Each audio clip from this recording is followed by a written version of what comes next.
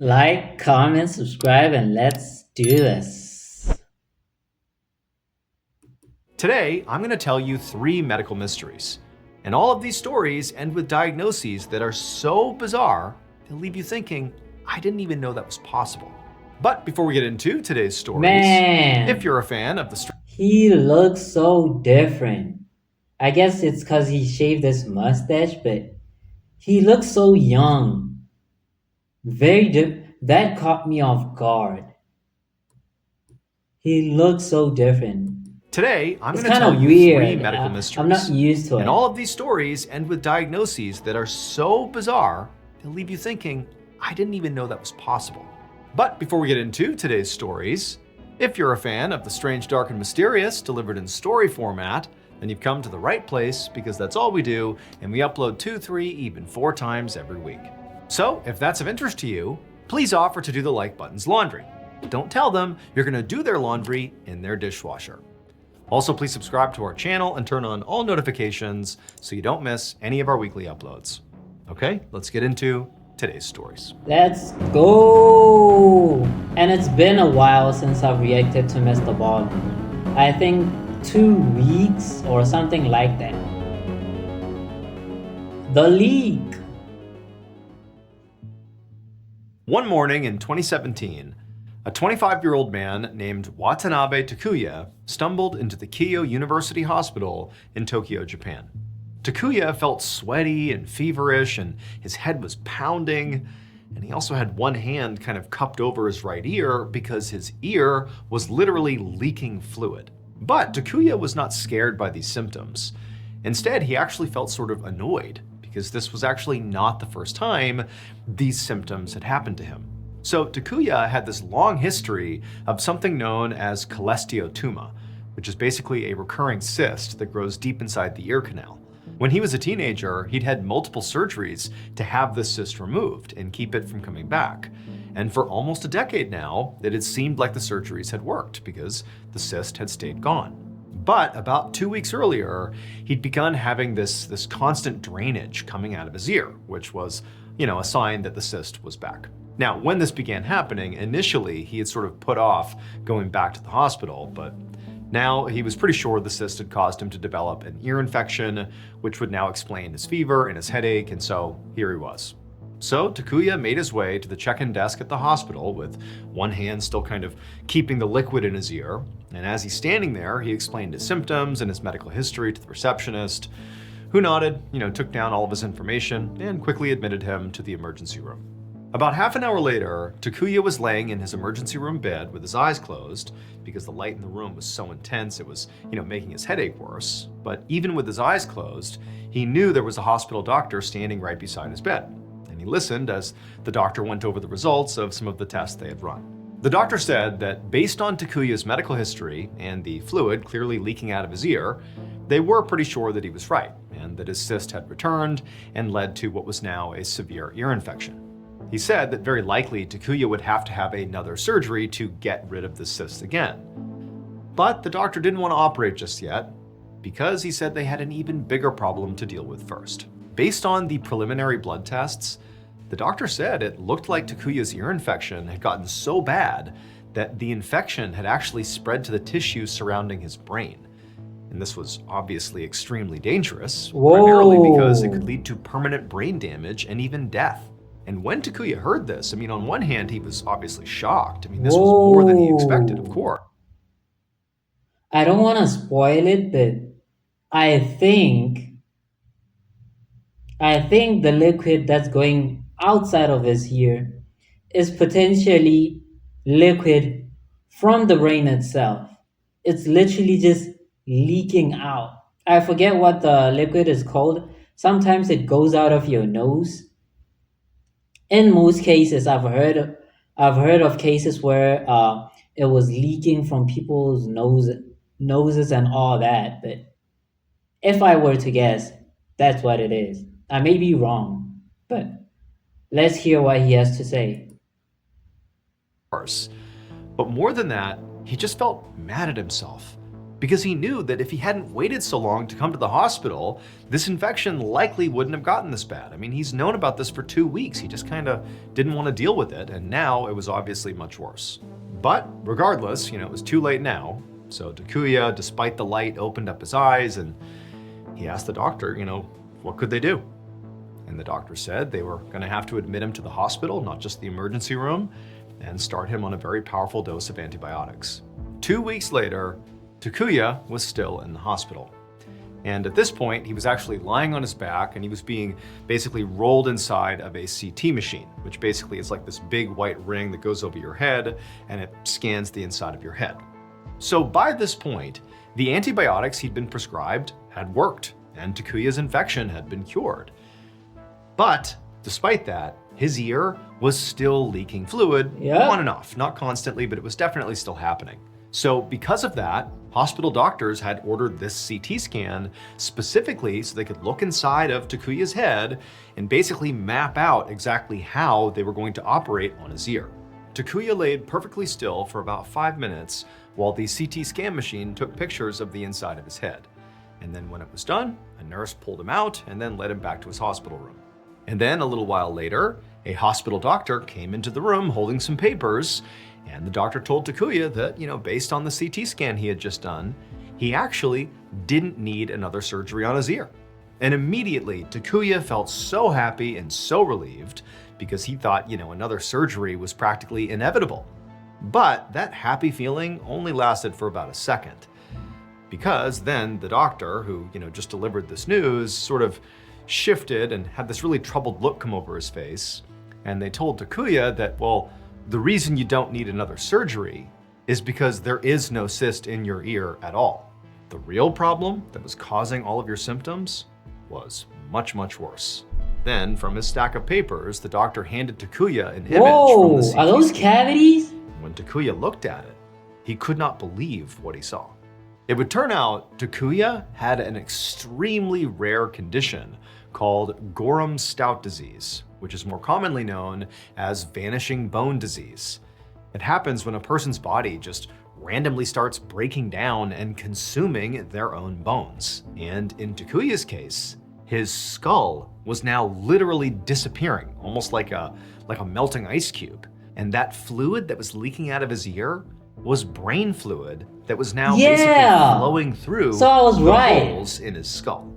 Now, unfortunately, at the time of the story and still today, there is no known cure for Gorham-Stout disease.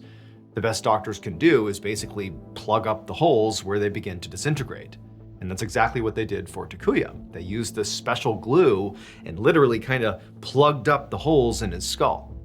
But amazingly, it sort of worked because Takuya's doctors monitored him for bone loss and fluid leakage after they did this. And as of his most recent checkup in 2018, at least in terms of what's been publicly released, he appeared to be doing quite well. Whoa!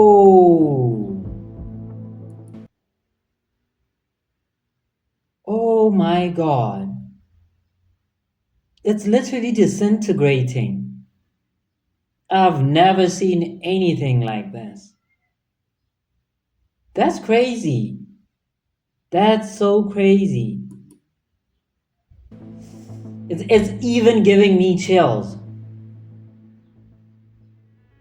I never Hey knew guys, something I like have that some could pretty happen. big news. I know many of you are excited to hear. I am going to be doing another live storytelling tour this year. You can find me in a bunch of cities, including new ones on the West Coast and across the United States, where I have never played before. Plus, I'm really excited to share He does that I like will also live be performing shows? in an I never international knew city, that. since so many of you have been asking me to visit. We put together an absolutely amazing show with a whole bunch of That's so awesome stories, cool. including stories you will not hear anywhere else. New content you can only get if you come to this show. And guess what? Tickets for this tour are available right now at tour.ballenstudios.com. In terms of the types of tickets you can buy, they range from general admission to VIP.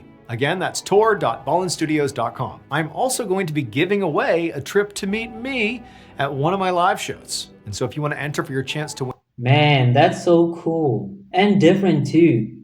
Like, I'd like to attend something like this because I grew up with people where would be outside and telling stories by a campfire and all that as a family.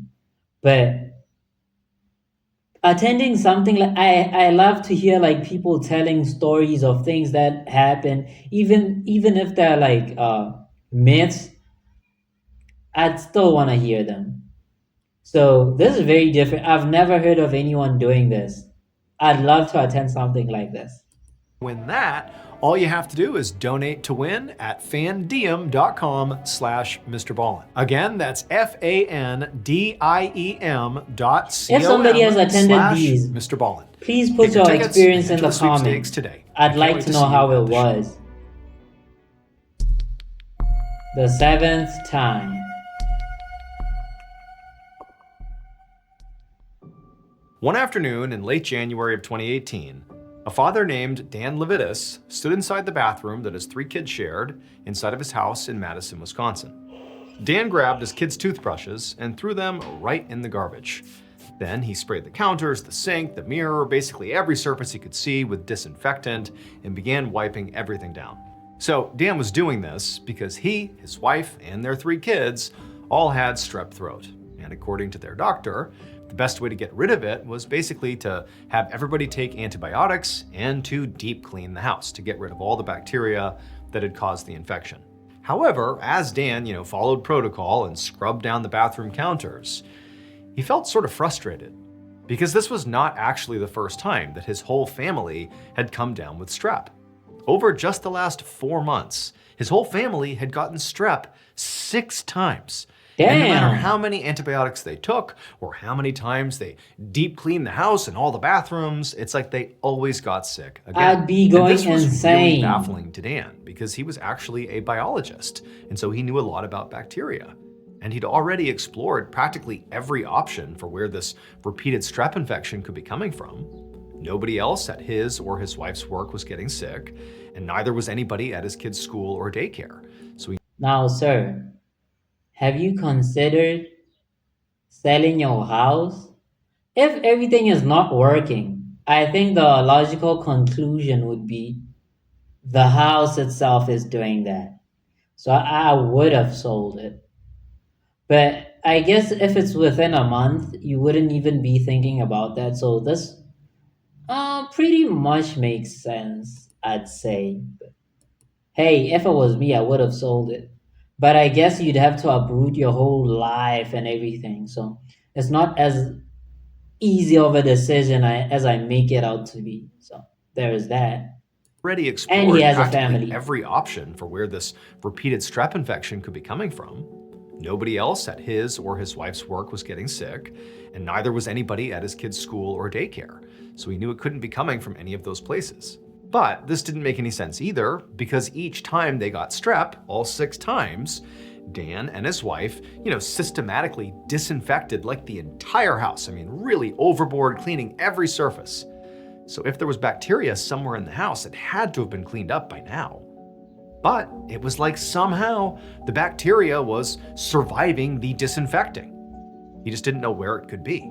But regardless, Dan still dutifully went about, disinfecting the bathroom for the 6th time here. Then when he was done, he went into the kitchen where he had his whole family's antibiotic prescriptions stacked up on the counter. Dan took his own and then also grabbed doses for everybody else. Dan brought antibiotics to his 2 daughters, who were 6 and 3 years old, and who were also both lying in their beds looking completely miserable. Then he went into his and his wife's room, where he found his wife sitting up in bed, cuddling with their very sick 1-year-old son. Dan handed his wife the antibiotics and then looked down at his son. He looked so small and vulnerable, and it just killed Dan to think how many times this poor kid had been sick and how powerless he was to help him. Dan didn't know what else to do here. He and his wife were following doctor's orders here, but this is, again, the 6th time, and clearly nothing's changing, so the advice is not really helping. It just sort of felt like they were trapped and couldn't get out of this awful situation. But then, as Dan was standing there feeling sort of defeated, he thought of something. His mother was a retired pediatrician, and she might have different advice for how to handle this. So he sat down in bed, took out his phone, and he called his mom to ask for help. And Dan's mom actually did have a theory about where this strep bacteria was coming from and how to get rid of it. But because Dan was, a biologist and really understood how bacteria functioned, he knew her theory was sort of out there. Like most scientists and medical professionals for that matter would say that his mom's theory was basically not possible. But at this point, Dan and his family were desperate enough that they were all ready to try something new. So Dan decided he would try out his mother's theory. And so he began looking for an expert to help him do that. But all the experts Dan got in touch with, when they heard about what this theory really entailed, they turned it down. Like nobody was prepared to do this. And so for Dan, it felt like he was, right on the cusp of maybe finding the answer here and maybe curing, his family of this horrible problem. But no medical professionals would even entertain it as a possibility. About a month later, in early March, Dan was inside of a hospital room sitting next to his wife, and they were both staring down at their 3-year-old daughter. She was lying in a hospital bed, hooked up to an IV and an oxygen mask, because she'd gotten strep throat for a 7th time. And this time, she'd gotten so sick, she'd also developed pneumonia. And so realistically, at this point, Dan and his wife weren't even sure if she was going to survive. Damn. And for Dan, he was on the verge of a complete breakdown here. He was convinced that the only way to protect his kids was to find somebody who would test his mother's theory, but Dan and his wife had already been... Man, I'd be going insane because I cannot take... Having strep throat feels so terrible. Imagine having it 7 times within the same month too. How horrible is that? And having your daughter coming close to death because of it. You must have been feeling so helpless, and people are not trying whatever his mother is thinking might be the problem. Hell no. Turned down by basically every expert in the entire state. And so Dan really didn't know who to turn to at this point. But as they sat in the hospital room, watching their toddler fight for her life, Dan's wife suddenly turned to him and said, "What if instead of asking medical professionals for help, what if we try asking medical students? Maybe a student would be more willing to test out this theory, even if it did seem kind of crazy." Dan agreed. At this point, it was definitely worth a try. So they reached out to the University of Wisconsin. And this final Hail Mary actually worked. On April 4th, 2018, so about 6 months after the first strep outbreak in their house, Dan and his wife took one very specific thing from their home and brought it to the University of Wisconsin. The student they'd contacted then analyzed this thing and was determined after their analysis that Dan and his family's crazy theory was correct. It would turn out Dan, his wife, and their 3 kids were not the only ones in their home suffering from strep throat. There was actually a 6th victim, their pet cat. Now, most veterinarians didn't believe that cats could even catch strep, let alone transmit it to humans. Oh my God. Like, I know what it is already. And I know some people will get mad at me for trying to predict it, but I'm already thinking it already. The toddler, the 3-year-old, is probably brushing the cat's teeth with the toothbrushes, or the cat is licking the toothbrushes. One of these 2 possibilities is happening.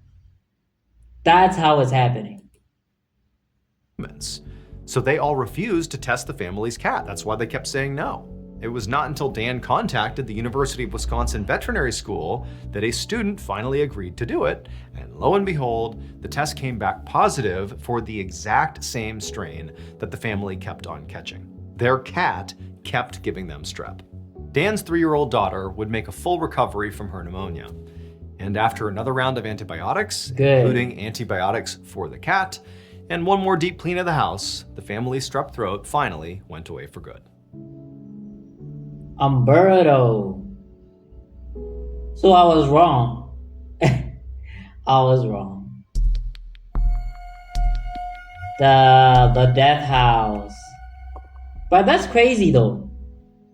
On September 30th, 1964, a 44-year-old woman named Charlotte Lawrence stood with her husband out. But I don't get it. Like, how did the cat give them strep throat? Is it being around the cat, or was the cat doing something in particular to do that to them? How? I don't think he explained that. If somebody knows, put that in the comments. I'd really like to know. Because that was very vague, wasn't it?